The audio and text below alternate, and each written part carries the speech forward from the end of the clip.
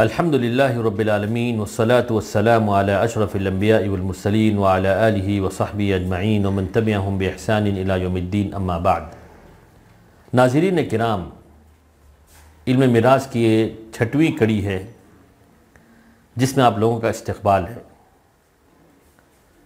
جیسا کہ میں نے شروع میں بتلایا تھا کہ تمہیدی باتوں میں کل 17 پوائنٹس اور 17 نکات میرے پاس ہیں، تو اب تک میں نے 13 نکات ذکر کر دیے، 13 پوائنٹس میں نے ذکر کر دیے ہیں۔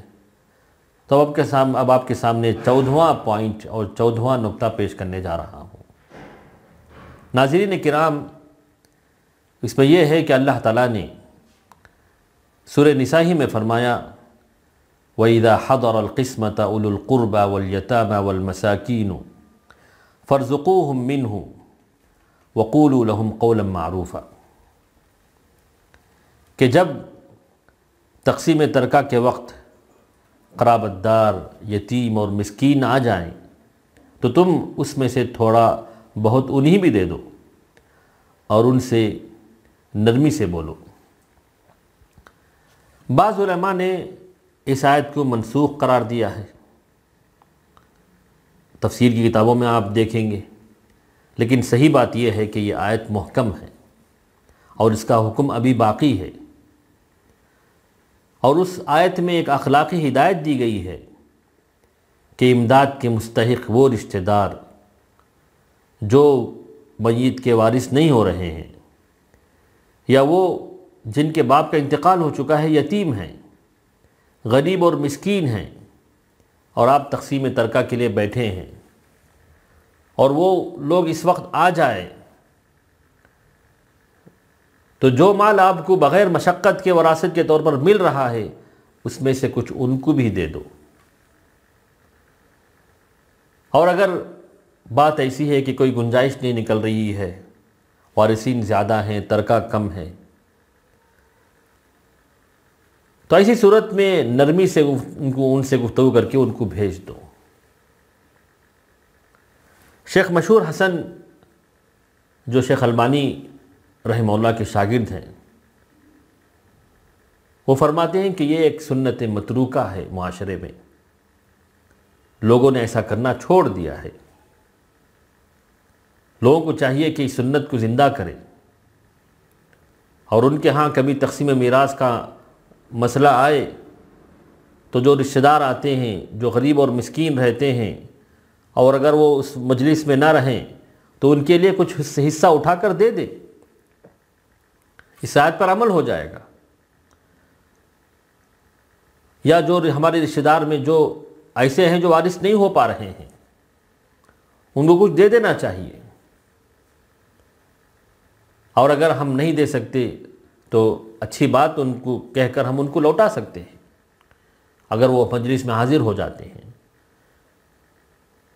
تو ضرورت اس بات کی ہے کہ ہم اس سنت کو زندہ کریں اور اس آیت پر عمل کریں۔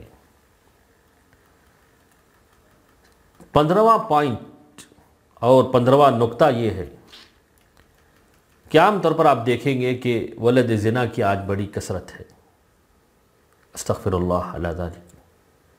زنا معاشرے میں عام ہو چکا ہے، اور ایسی اولاد جو ہے معاشرے میں پائی جا رہی ہے جن کے باپ کا کوئی تذکرہ ہی نہیں۔ تو ایسے بچوں کا کیا ہوگا؟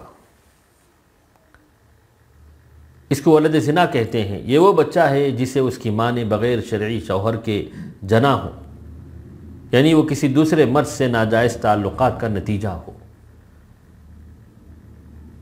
تو اس کا حکم یہ ہے کہ وہ باپ کی طرف تو منسوب نہیں ہوگا، الولد للفراش، ماں ہی کی طرف وہ منسوب ہوتا ہے، تو لہٰذا ان لوگوں کے درمیان جو رشتہ ہے ماں اور بچوں کا، انہی میں آپس میں ترکہ تقسیم ہوگا۔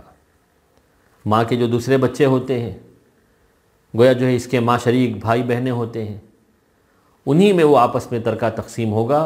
باپ کی طرف یا باپ کے جو رشتہ دار ہیں ان کی طرف کوئی حصہ یہاں نہیں جائے گا، نہ وہاں سے یہاں آئے گا، کیونکہ آپس میں جو رشتہ ہے وہ شرعی رشتہ نہیں ہے، خونی رشتہ نہیں ہے، یہ حرام والا رشتہ ہے، تو لہٰذا یہ عورت، یہ بچہ، یہ ماں، یہی آپس میں ایک دوسرے کے وارث ہوں گے۔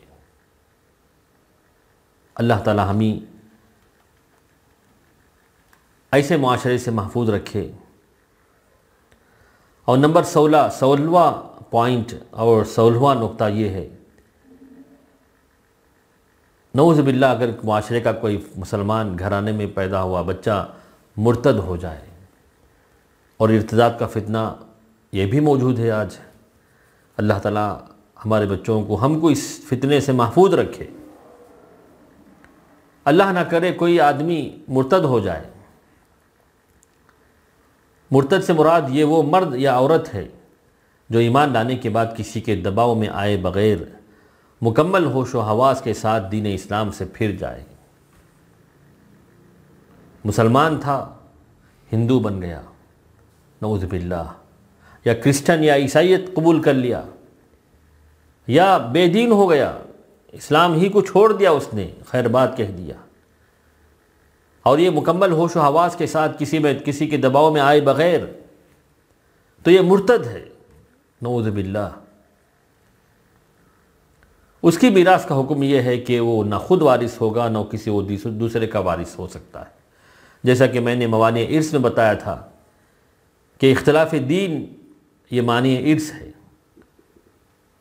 لا یرث المسلم الکافر ولا الکافر المسلم، متفق علیہ روایت ہے کہ مسلمان نہ کافر کا وارث ہوگا، نہ کافر مسلمان کا وارث ہو سکتا ہے۔ البتہ میں نے ابن تیمیہ رحمہ اللہ کا جو اختیار کیا ہوا قول ذکر کیا تھا، جیسے اگر نعوذ باللہ باپ مرتد ہو جائے،